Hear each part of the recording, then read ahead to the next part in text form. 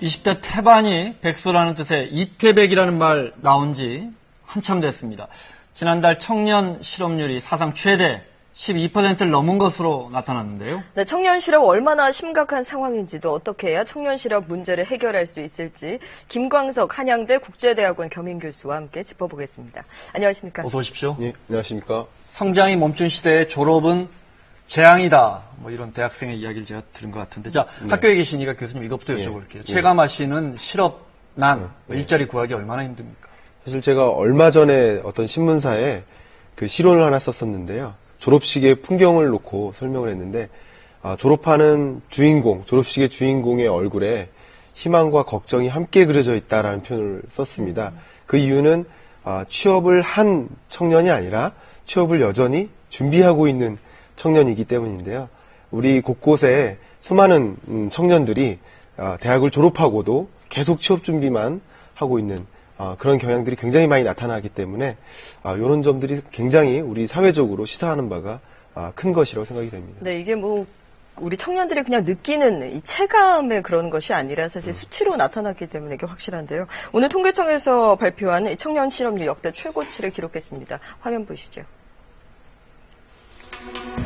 네, 통계청이 발표한 2월 고용 동향을 보면 청년 실업률은 12.5%로 지난 1999년 실업자 기준을 구직기간 일주일에서 4주일로 바꾼 이후 가장 높은 수준을 기록했습니다. 특히 청년 실업률은 지난해 9.2%에서 지난달 처음으로 12%대에 진입했습니다. 전체 실업률도 4.9%로 1년 전보다 0.3%포인트 상승해 2010년 2월 이후 6년 만에 최고치를 기록했습니다. 자, 교수님 하나씩 좀 여쭤보겠습니다. 네. 통계 수치로서 청년 실업률이 사상 최대 12.5%라는데 이 말도 바꿔 말하면 그래도 10명 중에 9명은 고용이 되는 거 아니냐, 청년들이. 이렇게 해석할 수도 있거든요. 우리 체감하고 많이 다른데 이거 왜 그런 겁니까? 청년 실업률의 정의를 좀 살펴봐야 되는데요. 실업률의 정의가 이제 분모에는 경제활동 인구가 들어갑니다. 분자에 실업자가 들어가는데요. 쉽게 말하면 우리나라 인구에서 비경제활동 인구를 빼고 이야기하는 겁니다. 쉽게 말하면 대학생들이 졸업식 이후에 실업자냐, 직업이 없는데 실업자냐, 실업자가 아닙니다. 비경제활동 인구입니다. 그러니까 결국은 이런 비경제활동 인구가 실업자의 정의에 안 들어가기 때문에 실업률이 굉장히 낮아 보이는, 우리가 체감하는 것보다 상당히 낮아 보이는 그런 결과가 있고요.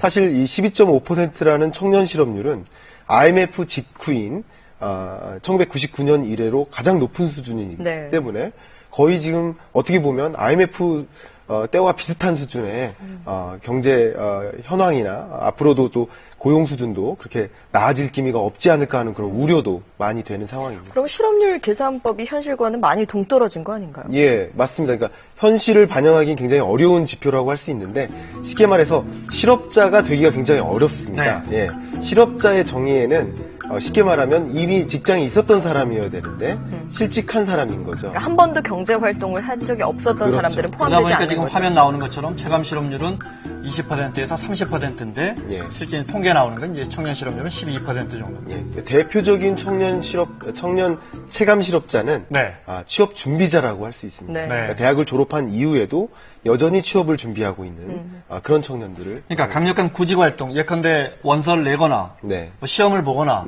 이래야지만 그 말씀하신 이제 경제 활동 인구에 포함돼서 실업자 통계에 들어가는 거군요. 예, 맞습니다. 그러니까 지난달에 공무원 시험 응시생이 3만 명이나 늘었다. 이제 강력한 구직 희망자들이니까 이런 사람들이 늘어나다 보니까 실업률이 늘어났다, 높아졌다 이렇게 봐도 될까요?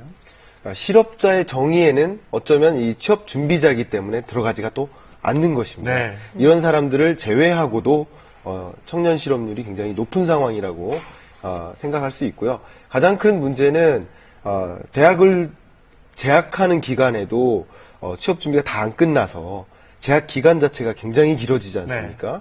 5학년, 6학년, 7학년 이런 이야기도 많이 나오듯이 그럼에도 불구하고 대학을 졸업하고 나서 여전히 취업을 준비하고 있기 때문에 실제적인 실업률과는 체감이 많이 나는 거고 실업률이 이렇게 그럼에도 불구하고 실업률이 굉장히 고공행진한다는 것은 상당한 어떤 시사하는 바가 크다고 생각할 수 있습니다. 네, 더 걱정스러운 거는 왜 니트족이라고 네. 하잖아요. 이렇게 네네. 나딘 에듀케이션 임플리먼트 트레이닝이라고 네네. 해서 그러니까 직업 훈련도 받지 않고 교육도 받지 않고 그 중간 상태에 있는 학생들이 한 17.9% 그러니까 18% 가까이 된다고 하는데요. 네네. 이 니트족이 늘고 있는 것도 아주 심각한 현상이죠. 예, 그렇습니다. 결국은 이제 취업자이거나 아니면 학생이거나 네. 학생이다가 취업자가 되거나 이렇게 생각하는 것이 일반적인 것인데 결국 취업자도 아니고 학생도 아닌 네. 이거 둘 사이도 아무것도 아닌 이런 청년들이 많다는 것은 상당한 시사하는 바가 큰 것이고요.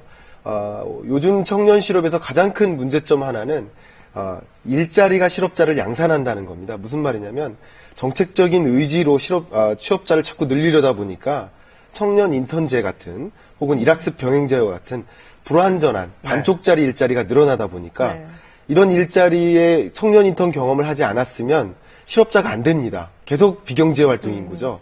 근데 일자리를 잠깐 경험하고 실업자가 되기 때문에 실업자가 크게 늘어가는 것이고 인턴을 한 번이라도 했어도 실업자로 분류가 한 번 되는 거죠. 하고서 이제 더 이상 취업자가 아니면 이제 실업자가 되는 거죠. 정규. 구직 활동을 했으니까요. 네. 그렇죠.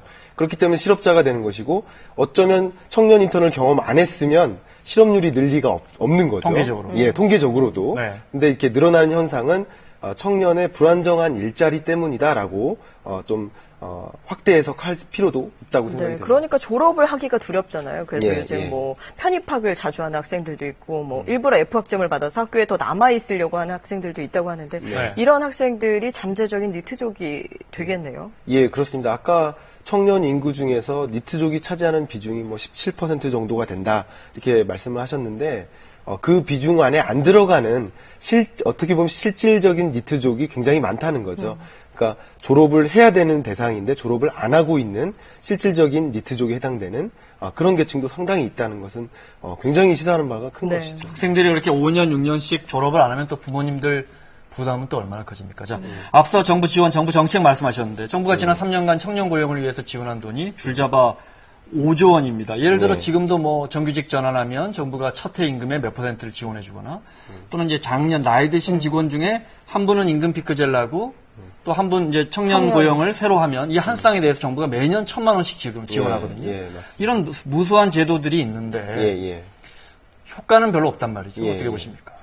효과는 이제 수치로 드러났듯이 효과가 없었다고 표현을 한다면 그 궁극적인 이유가 무엇이냐. 청년 실업의 궁극적인 이유는 미스매치거든요. 결국 일자리는 어쩌면 충분할 수도 있습니다. 그러나 우리가 청년들이 만족할 만한 일자리가 없는 것이거든요. 궁극적으로 이런 문제를 해결하기 위해서는 만족할 만한 일자리들을 불완전한 일자리나 아니면 중소기업 일자리의 질을 끌어올리는 그런 역할이 필요한데 결국 이런 예산이나 고용 정책이 끌어올리기보다는 청년들의 눈높이를 낮추는 데 포커스가 있지 않나 그러한 우려도 많이 되는 상황입니다. 사실 이쯤 되면 이제 졸업과 동시에 입학 시즌이 되고 이때쯤 왜 대기업들이 공채를 내놓는 시기잖아요. 근데 올해는 좀 그 소식이 좀 뜸한 것 같아요. 대기업 두 곳 중에 한 곳 정도가 신규 채용 계획을 아직 못 잡았다고 하더라고요. 맞습니다. 그 고용 상황은 물론 정책적인 이슈도 말씀드렸지만 대외 경제적인 이슈도 굉장히 많이 복합적으로 작용을 합니다. 기업 입장에서는 사실 지금 구조조정을 상당히 고려하고 있고 앞으로 원샷법이다 뭐다 해서 구조조정이 더 가속화될 것으로 보여지고 그리고 세계 경제가 불황에서 탈피하기 어려운 상황이기 때문에 신규 채용을 늘리기가 또 어려운 입장인 거죠. 이런 거시경제적인 상황 그리고 어떤 정책적인 이슈 이런 것들이 복합적으로 작용해서 청년들이 굉장한 실업난을 겪고 있다 이렇게 생각합니다. 거기에 게다가 이제 작년에 법이 바뀌어서 정년도 58살에서 이제 60세까지 보장된단 말이에요. 근데 기업들 입장에서 특히 대기업들 입장에서는 그러니까 그 앞으로 2년 동안은 법이 바뀐 2년 동안은 더 안 뽑으려 하지 않겠습니까? 예, 그것은 사실입니다. 왜냐하면 그 각 기업마다 가질 수 있는 인력량이 있고 또 인건비가 있기 때문에 어떻게 보면 이제 고령층 일자리가 계속 유지된다면 청년들이 비집고 들어갈 만한 일자리는 상대적으로 덜할 수밖에 없다고 생각이 됩니다. 네, 그래서 이제 임금 피크제 얘기도 많이 나오고 있는 상황입니다. 이 정부에서도 투자를 많이 하고 있고요. 사실 네. 신경을 많이 쓰고 있고 돈도 많이 쏟아붓고 있는데 그리고 네. 또 청년들은 청년들대로 너무 힘들어하고 있는데 저희가 뭔가 놓치고 있는 부분이 없을까 싶어요. 어떤 게 더 보완되면 좀 해결할 수 있을까요? 저는 가장 큰 대안은 이제 투자다라고 말씀을 드리는데요. 고용 정책은 고용 안에 있지 않다라는 표현입니다. 무슨 말이냐면 이제 일자리를 빵 한 덩어리를 가지고 계속 나눠 먹을 생각만 하는 거죠. 그게 아니라 빵 한 덩어리를 두 덩이로 키우는 일이 필요한 거죠. 그래야 안정적인 일자리를 모두가 비슷하게 나눠 가질 수 있는데 일자리의 양을 빵 한 덩어리밖에 없는데 더 많은 이제 청년들을 더 투입하려고 보니까 일자리의 질이 떨어지고 그러다 보니까 실업자가 늘어나는 거거든요. 네. 그래서 지금은 빵을 나눠 먹을 것에 대한 고민보다는 빵을 어떻게 하면 더 키울까에 대한 고민이 필요한데 이것이 바로 투자고요. 기업들이 적극적으로 투자할 수 있도록 환경을 조성하는데 더 포커스를 둬야 되지 않나 그런 생각을 해봅니다. 알겠습니다. 기업 투자 많이 해주면 좋을 텐데 정부 입장에서도 뭐 기업소득 환류세제라든지 여러 네. 제도적으로 기업 투자를 뭐 요구도 하고 있고 부탁도 하고 있는데 네. 구체적으로 기업들이 좀 어떤 투자를 좀 해야 할까요? 예. 저도 그런 이야기를 좀 종종 하는데 기업들이 이제 유망 산업이라고 지정해 놓은 산업들은 많이 있습니다. 뭐 핀테크 산업이라든가 네. 로봇이라든가 우주항공이라든가. 근데 유망 산업을 이런 것들이 유망 산업이다. 정부에서 지정하는 것에서 끝나는 것이 아니라 해당 기업들이 당면한 과제에서 특히 사업 구조를 개편하는 과정에서 나는 어떤 산업으로 전환하는 것이 적합한지를 맞춤형 사업 재편 시스템을 좀 도입할 필요가 있다고 생각이 되고 또 유망 산업을 지정하는 것에서 끝나는 것이 아니라 유망 산업을 실질적으로 진흥할 수 있는 또 민간 투자와 정부 투자가 함께 어우러질 수 있는 예를 들면 핀테크 지원센터라든가 이런 각종 지원센터들을 더 확보해서 적극적으로 투자가 이루어질 수 있도록 한다면 자연스럽게 양질의 일자리가 마련되고 청년들이 눈높이에 맞는 그런 일자리를 찾아갈 수 있지 않을까 생각이 됩니다. 네, 청년들이 우리 미래의 희망이잖아요. 기업들이 희망을 잘 갖고 나갔으면 같이 키워갔으면 좋겠습니다. 오늘 말씀 고맙습니다. 네, 감사합니다.